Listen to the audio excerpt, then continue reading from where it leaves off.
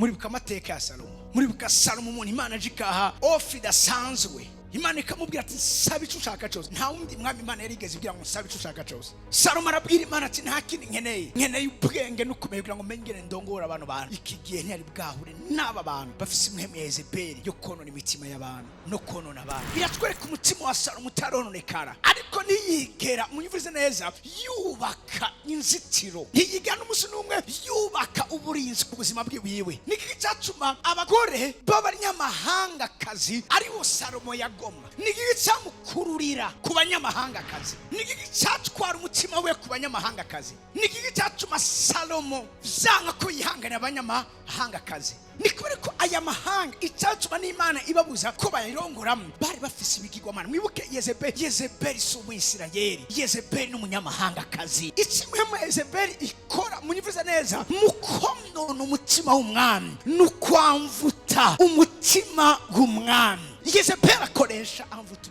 Hari ibindi biriko birabatwara muri kino gihe ngasanga vyahindukije umutima wawe ku Mana. Yose ni system ya Yezebeli. Ko nabwiye bavuze umugore nimwumve system, nimwumve inzira yo gutuma umagwa inkomezi. Abami bambere igice 11 ku murongo wa mbere gushika ku murongo wa 4. Ngiye gusigura impamvu Yezebeli cyangwa impemu ya Yezebeli irondera abantu. Ico iba igamije, ico iba iriko irarondera. Muribuka amateka ya Salomo, muribuka Salomo umuntu Imana jikaha ofi idasanzwe. Imana ikamubwira ati sabe icyo ushaka cyose. Nta wundi mwami Imana yarigeze ibwira ngo sabe icyo ushaka cyose. Salomo arabwira Imana ati nta kindi nkeneye ubwenge n'ukumenya kugira ngo mengere ndongora abantu bantu. Iki gihe ntiyari bwahure n'aba bantu bafise impemu ya Yezebeli yo konona imitima y'abantu no konona abantu. Ijambo ry'Imana rimbwira ngo kubera kutansavye ubutunzi nivyo benshi bonsaba, ariko ukamusavye ubwenge. Imana amubwira ati n'ubutunzi nabwo utansavye nabwo ndabuguhaye. Imana amubwira ati mubakwitanga imbere no bazoza inyuma y'uwawe nta muntu azoba ubutunzi nkuko wewe ugiye kugira ubutunzi. Niko Imana amubwiye. Salomo yatanze ibimazi, niwe mwami wa mbere atanze ibimazi vyinshi kugicane kuruta abandi bami bose. Ijambo ry'Imana tubwira ingene ubwiza bw'Imana bwamanutse ku buryo abaherezi vyanga ko basubira guhereza. Ivyo vyose biratwereka umutima wa Salomo utarononekara, ariko niyigera munyumvirize neza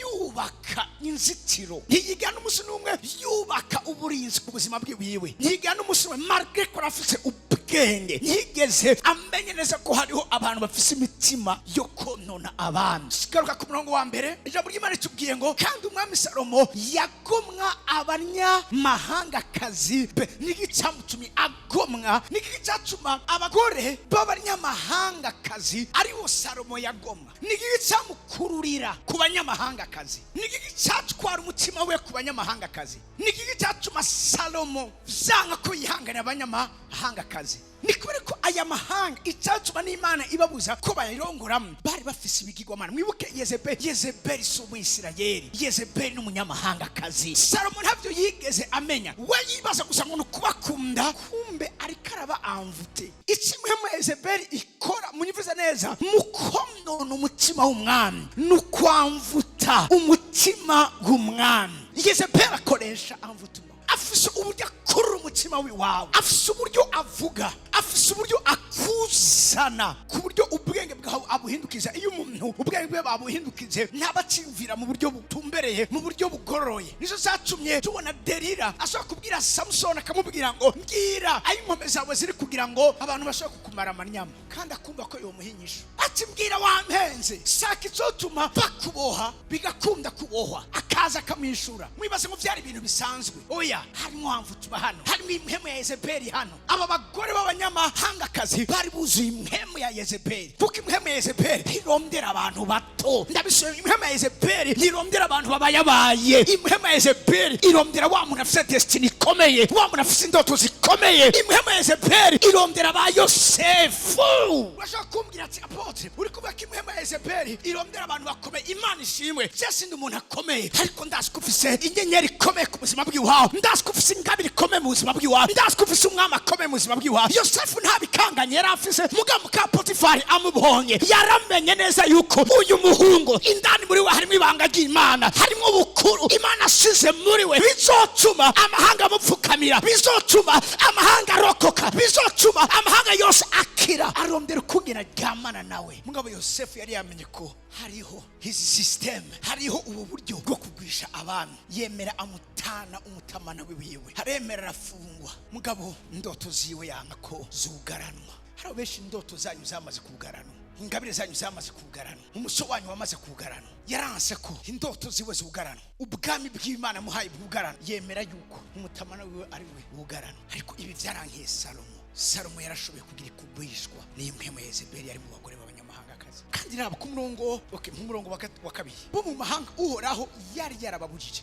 Hari amahanga uhoraho yari yarababujije. Kubera ko yari yarababujije ayo mahanga, sura ko Imana idakunda cyangwa ikunda bamwe. Oya, yari izi ayo mahanga ivyo akora. Yarazi iyi mpeme ya Yezebeli ibarizwa muri ayo mahanga. Ati ntimuze musabirane nabo ntibaze basabirane namwe, kuko bohava bahindura imitima yanyu. Ntimusabirane hamwe nabo, ntimugire alliance hamwe nabo, ntimugirane pact hamwe nabo, ntimutsudike hamwe nabo, kuko bohava bahindura imitima yanyu mugakurikira ibigirwamana vyabo. Ariko Salomo yifatanya nabo akaramata kubwo kubagomwa. Umutima we wari wamaze kugira igikononekana kubera imhema ya Yezebeli. Muzi umurongo wa 3 yarukiriza, yarafise abagore how come umuntu ashaka kugira abagore amajana indwi? Iyumvire, nibaza ko no muri meri baratinze bararuha no kuguma bariko baramusinyisha. Aturagarutse kandi agasinya, umunsi ukurikira akazana uyundi agasinya. Mu gitabo cyo muri meri kiruzura, abandi baraburaho babandi kubera abagore ba Salomo. Amajana indwi bo bari legale, azafata abandi amajana 3 bincoreke. Bivuga ngo and in fact they did turn his heart away from the Lord. Imana yarababujije, cyatuma Imana ibihanikiriza kuja kurongora muri aya mahanga. Yari bizineza ko hariho imwema ya Yezebeli, kandi bivuga ngo kandi vy'ukuri bahindukije umutima wiwe bawukura ku Mana. Birangira Salomo mu busaza bwiwe, nimba ari umuntu yashaje nabi ni Salomo. Birivuga ngo umutima wiwe uhindukirira gusenga ibigirwamana.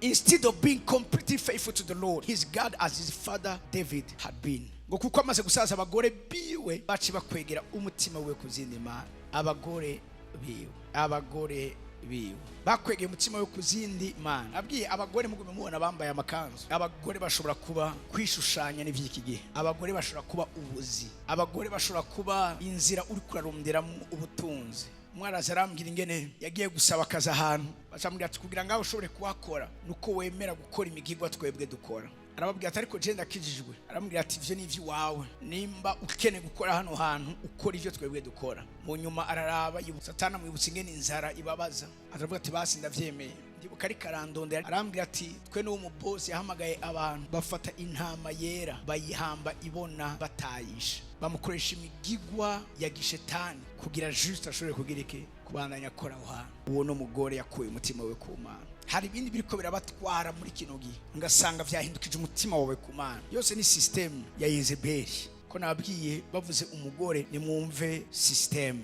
nimwumve inzira yo gutuma umagwa inkomezi.